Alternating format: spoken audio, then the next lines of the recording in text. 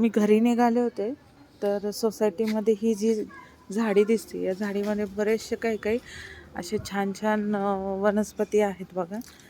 सीताफळ आहे, शेवगा आहे. शेवगा खूप चवीला आहे आणि याचं म्हणजे पौष्टिक गुणधर्म पण तुम्हाला सगळ्यांना माहिती आहेत शेवग्याचं. आणि हे झाड माझ्या आईने लावलं आहे. केरळचं एक अंकल आहेत, त्यांनी बिया दिल्या होत्या, तर त्या बिया मी इथं आणल्या होत्या, तर आईने इथं लावल्या होत्या. तर हे शेवगा आलेत. असे सोसायटीत आमच्या 2-3 शेवग्याची झाड आहेत.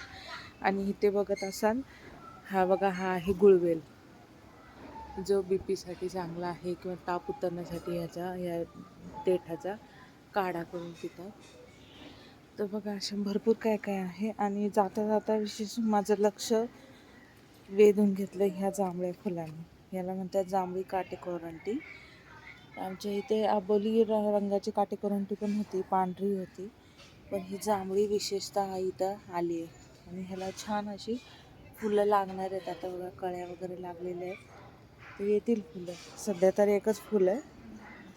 तर असे हे आमच्या सोसायटीतली ही छानशी छोटीशी परसबाग पण म्हणता येईल आणि छान अशी छोटीशी बाग पण म्हणता येईल.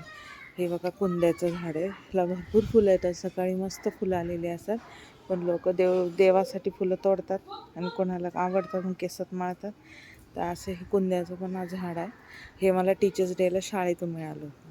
ते आता एवढं मोठं झालं आहे, खूप फुलं येतात. ओके, आजच्यासाठी या फुलाचा निरोप घेत मी सुद्धा माझ्या घरी जाते. Bye bye.